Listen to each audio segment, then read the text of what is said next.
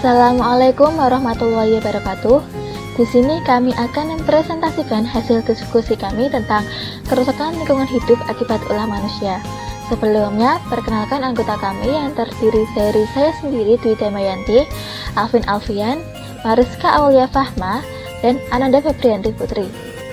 Menurut Undang-Undang Nomor 32 Tahun 2009 tentang Perlindungan dan Pengelolaan Lingkungan Hidup, kerusakan lingkungan hidup adalah perubahan langsung dan atau tidak langsung terhadap sifat fisik, kimia, dan atau hayati lingkungan hidup yang melampaui kriteria baku kerusakan lingkungan hidup. Kerusakan yang disebabkan oleh manusia lebih besar dibanding kerusakan akibat bencana alam. Hal ini mengingat kerusakan yang dilakukan tersebut terjadi secara terus-menerus dan cenderung meningkat. Hal tersebut diakibatkan oleh ulah manusia yang tidak ramah lingkungan, seperti membuang sampah sembarangan, tidak melakukan reboisasi, melakukan penebangan hutan secara liar, dan masih banyak lagi. Penyebab kerusakan lingkungan hidup ada beberapa hal. Yang pertama, pemanasan global dan efek rumah kaca. Yang kedua, tanah longsor. Yang ketiga, kebakaran hutan. Yang keempat, banjir. Dan yang kelima, penggundulan hutan. Untuk materi selanjutnya akan dijelaskan oleh teman saya, yaitu Mariska Aulia Fahma.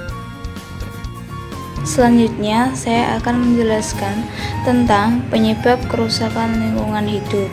Yang pertama, ada pemanasan global dan efek rumah kaca. Naiknya suhu permukaan bumi menjadi intensitas efek rumah kaca yang disebut pemanasan global ini semakin meningkat.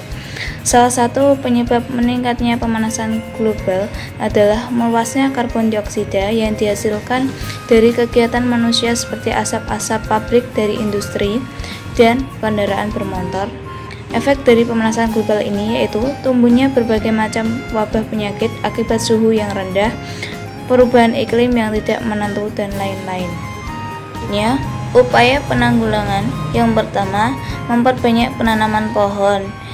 Yang kedua, menggunakan energi alternatif. Yang ketiga, mengurangi penggunaan listrik. Penyebab kerusakan lingkungan hidup yang kedua ada tanah longsor.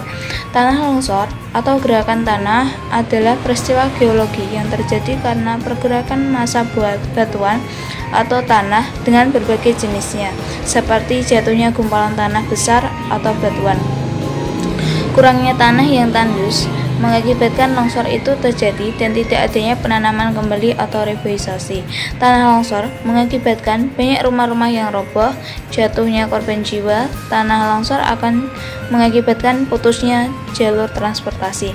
Lalu, upaya pencegahan tanah longsor itu ada 4. Yang pertama, melakukan reboisasi.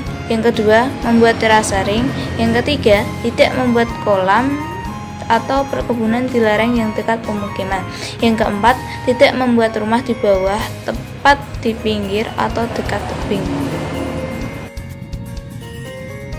Kebakaran hutan. Hutan yang merupakan paru-paru dunia merupakan kebutuhan yang pokok bagi adanya keberlangsungan oksigen di bumi ini. Tanpa adanya hutan, bumi akan kehilangan oksigen. Susahnya mendapat oksigen karena hutan yang semakin habis dikarenakan oleh ulah manusia. Yang saya akan bahas kali ini adalah kebakaran hutan. Kebakaran yang terjadi ada beberapa faktor. Faktor alam dan faktor manusia. Faktor alam yang terjadi dapat dikarenakan keadaan alam itu sendiri, seperti kencangnya angin dan panasnya daerah tersebut yang mengakibatkan adanya kebakaran hutan. Kemudian, faktor manusia yang dikarenakan oleh ulah tangan manusia yang disebabkan kesengajaan untuk memberikan keuntungan pada dirinya sendiri. Dampak dari kebakaran hutan sendiri selain hilangnya paru-paru dunia, yaitu pencemaran udara akibat asap yang ditimbulkan menyebabkan berbagai penyakit yang datang, menurunnya nilai ekonomi hutan, dan adanya gangguan yang terjadi di hutan, darat, udara, dan laut.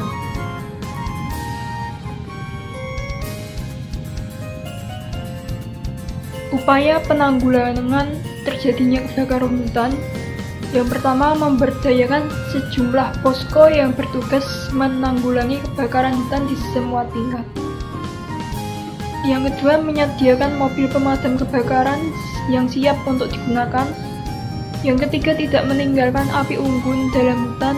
Api unggun harus dipadamkan terlebih dahulu jika ingin meninggalkan hutan. Yang keempat, tidak membuang puntung rokok sembarangan di hutan. Yang kelima, tidak membuka lahan atau perkebunan dengan cara membakar hutan. Dan yang terakhir, melakukan patroli di hutan secara berkala untuk mengecek kondisi hutan. Yang selanjutnya adalah banjir. Bencana banjir adalah bencana yang merupakan faktor dari manusia. Banjir dikarenakan meluapnya pembuangan air yang berupa sampah organik ataupun non-organik yang menjadikan pembuangan tersebut menjadi tersumbat atau penuh. Banjir disebabkan oleh aktivitas manusia yang tidak bertanggung jawab, seperti membuang sampah sembarangan, penebangan hutan yang liar, dan pemukiman di pinggiran sungai.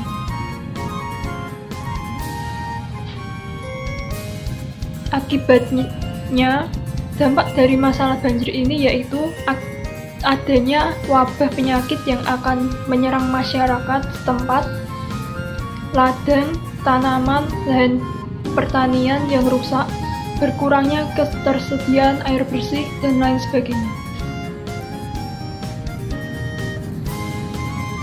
Upaya pencegahan banjir yaitu dengan tidak membuang sampah sembarangan, melakukan reboisasi, melakukan pengerukan di daerah sungai, sistem pemantauan dan peringatan akan terjadinya bencana perlu dibangun di daerah rawan banjir.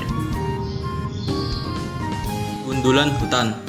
Pengundulan hutan atau deforestasi adalah kegiatan penebangan hutan atau tegakan pohon stand of trees sehingga lahannya dapat dialih gunakan untuk pemakaian nirhutan atau non-forest use seperti pertanian, peternakan, atau kawasan perkotaan.